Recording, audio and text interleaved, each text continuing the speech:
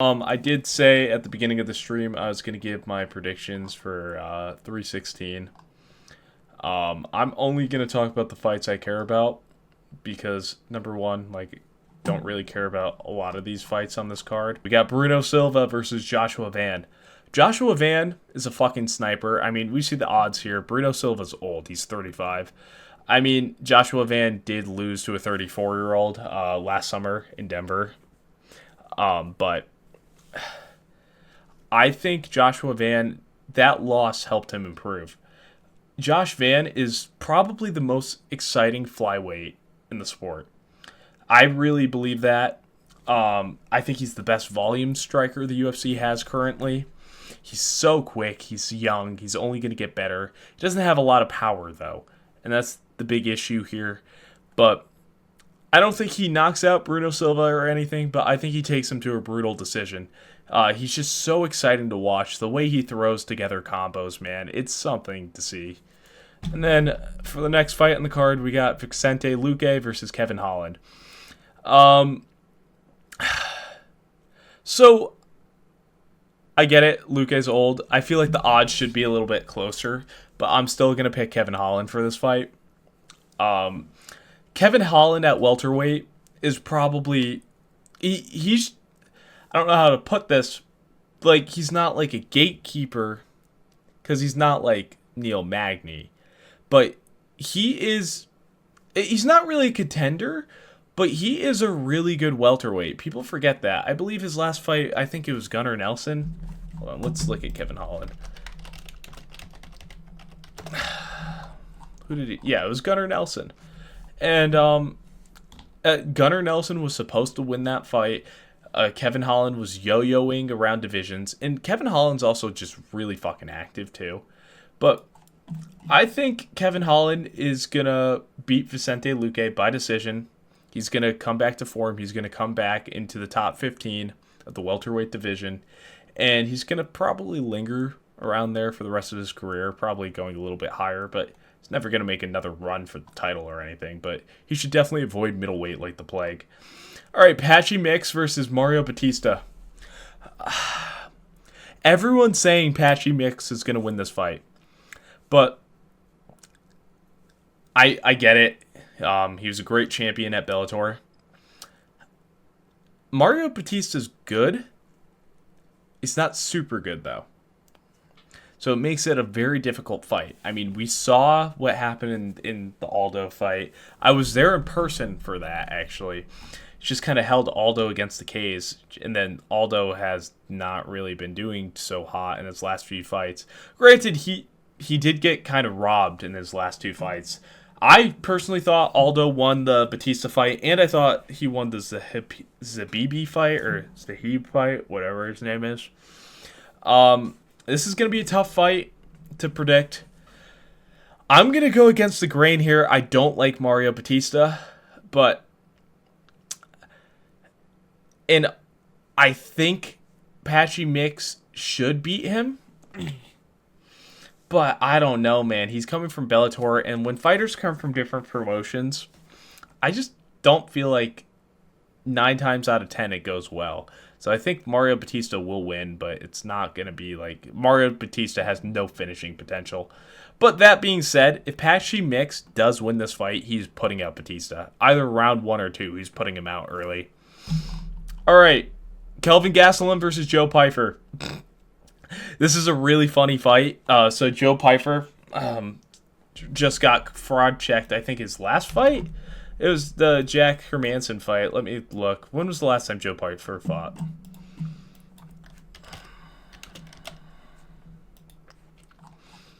I remember watching when Joe Pyfer lost, and I was like pissed because I bet money on it.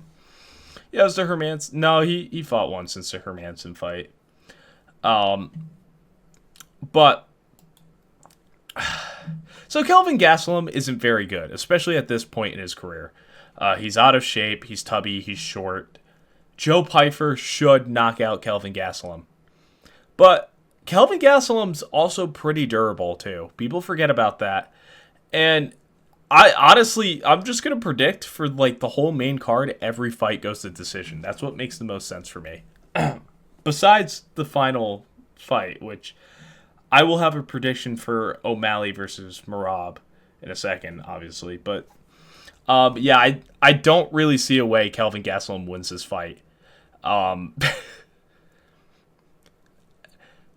I, maybe if Kelvin Gastelum brought an actual gun to the ring and maybe the Los Alitos or something with him, he could win this fight. But I don't see a way that Joe Pyfer loses this, especially at this point in Kelvin Gastelum's career. Kayla Harrison versus Julianna Pena. The odds for this fight are super skewed. And even though my heart tells me Kayla Harrison, the odds for this make me, as a betting man, kind of want to put money on Julianna Pena. I love Kayla. She's actually my favorite female fighter. But I have seen some holes in her game. Her striking isn't great, obviously. I mean, her base is grappling.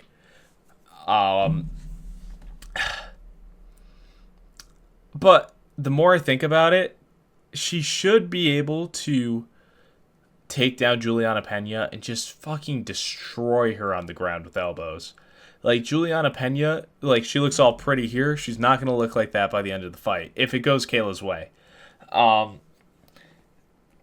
should be able to land some vicious ground and pound on Julianna Pena. And I was there for both of their last fights because I was in Salt Lake. And I think Kayla Harrison fought a much better opponent than Pena, even though Pena was fighting for the belt. I think Ketlen Vieira, I mean, we just saw what she did to Macy Chizon last Saturday, and I predicted Ketlen would win that fight because of her performance against Kayla.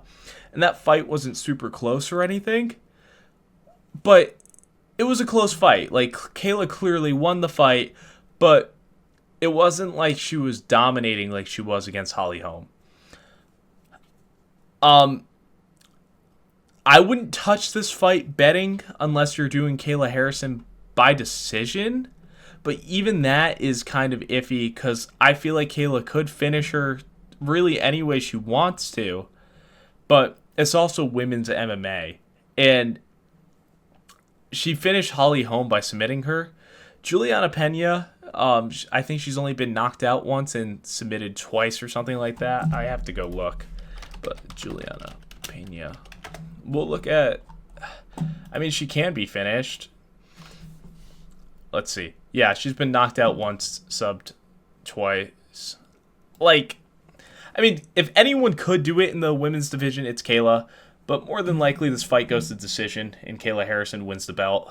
But I could see a world where a Kayla Harrison is drawn out from a bad weight cut, and Julianna Pena just completely outpoints her, dominates the striking. That's the only way she would dominate anything in this fight. And then, say Kayla just struggles with the grappling completely. She gets shut down. And I can see Julianna Pena winning a 3-2 decision. Or I can see Julianna Pena... Nah, I don't think she can knock out Kayla. I'm not going to even go there. But, yeah. I'm going to pick Kayla Harrison for this fight. And it's going to be by decision. I'm picking the method of victory, too. That. Alright, so I got Merab versus Sean O'Malley. I am actually a Merab fan. I like Merab more than Sean O'Malley before I make this pick, just so everyone's aware. In my gut, when this fight was first announced, I genuinely believed that Merab was going to wipe the floor with O'Malley. But then I started getting a weird feeling this week, and I don't know what it is, but I do believe Sean O'Malley is going to win this fight. And I'll tell you guys why. So, number one, the first fight was a lot closer than people make it out to be. Merab only won 48-47 on the scorecards, which it felt like it was a lot farther apart. But Merab keeps winning these, like, very razor-thin margin of decision victories. And when you have no margin of error against a sniper like Sean O'Malley, that's going to be a big issue for you. I knew Merab was going to win the first fight. I'm not very confident about this fight. Sean O'Malley looks like he's been taking camp way more seriously. He's not even dyeing his hair this time, so it's going to be way less gay for this fight. He's got his pink shorts back. And also the Cheeto Vera fight, Sean O'Malley was a completely different fighter in that fight against Cheeto than he was in the Merab fight. He looked completely quicker against Cheeto. Even from the get-go in the Merab fight, I remember watching O'Malley walk out, and I'm like, dude, he looks pudgy. He looked pudgy and slow. I don't think... Because even pudgy, slow O'Malley gave Merab a 48-47 fight. I think O'Malley is going to catch Merab because Merab keeps his chin open. And even in the Umar fight, Umar was completely outstriking Merab until he broke his hand. And Umar's nowhere near the level of striker as O'Malley, but Umar actually has grappling too. So it's a little bit different of a scenario there. But I can see O'Malley also winning a decision here too, but I'm going to go with O'Malley by KO, because if O'Malley does win, it's more than likely by KO. However, I could see him just outpointing Merab, because the judging has been really weird lately too. The judges haven't been judging in favor of fighters who are throwing as many takedowns without doing anything with it, like Merab likes to do. Like, Merab has no finishing ability with his takedowns. He doesn't really progress them. Like, he doesn't attack with ground and pound. And that's, like, his biggest issue. And as a Merab fan who likes Merab for his personality and likes, I find him silly, and I like the way he bounces around the cage. That is a hole in his game. But yeah, that's really all I have to say on that fight, guys. But I'm going to be betting my money on Sean O'Malley this weekend, even though I do want Merab to win. I have a feeling in my gut, and I even had this feeling in the Bilal fight, and I still bet on Bilal. And I don't really want to bet on this fight because of that, because even if Merab wins, which I feel like that's the logical thing to happen, is Merab just wins in the same fashion he did the last fight.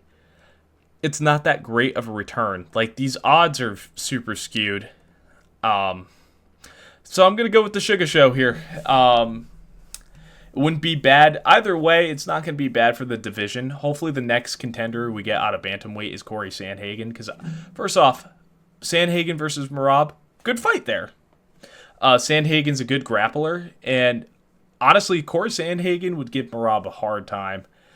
Because, he's a good grappler. And, Corey Sandhagen can do things on the ground. But Sandhagen versus O'Malley would be such a good stylistic fight. Don't you guys think? And how fucking hype would that be for a belt? But yeah, that's all I have to say for this video, guys. Thank you guys for watching. I am ending my stream now. Thank you guys for tuning in. We peaked at 21 viewers tonight, which was fucking crazy. I didn't expect that. I'm sorry for being boring at points, but there's only so much you can do with live streaming, and especially when you're watching content that isn't super entertaining. But yeah, thank you guys. Have a good night.